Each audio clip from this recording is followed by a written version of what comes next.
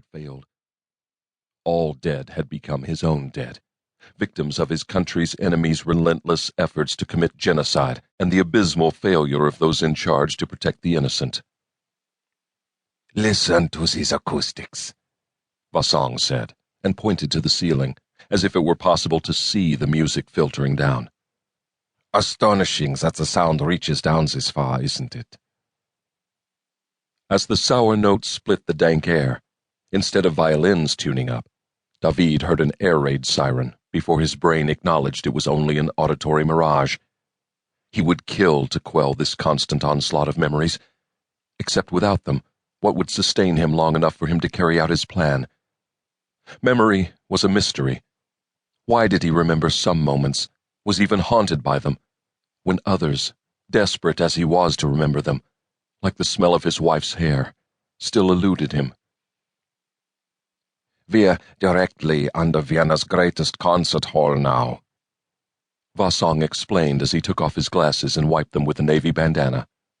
David had used the mannerism to characterize the man in the first article he'd written about him.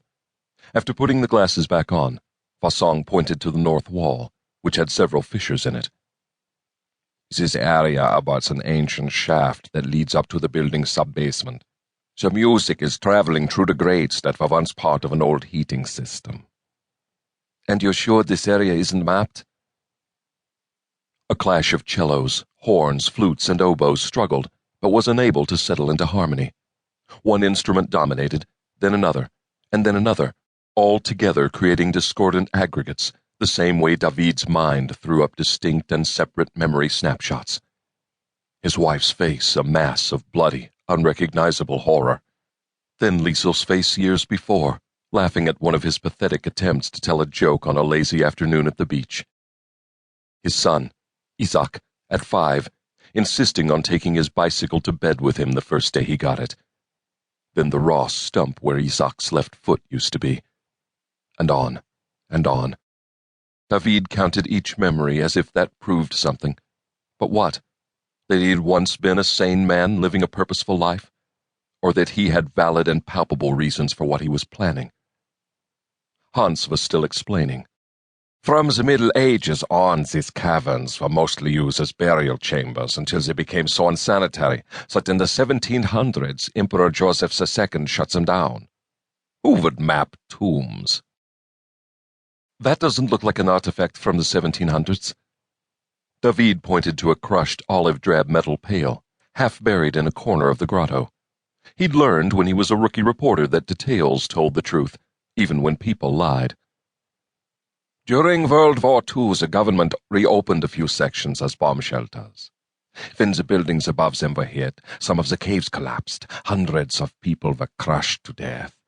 And our underground city was once again abandoned, considered unsafe.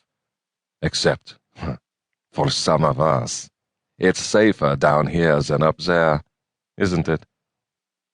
David ignored the conspiratorial wink in Vasong's voice. "But there are people who know about this place." "There were, yes, but judging from the signs, no one has been here in decades. You can trust me on this, David.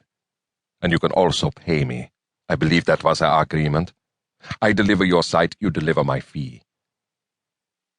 10 years ago, while writing a story about the Eastern European illegal arms market, David had met Hans Vasong, who'd been on Interpol's watch list for decades, suspected of kidnapping, manslaughter, and trafficking of both weapons and explosives.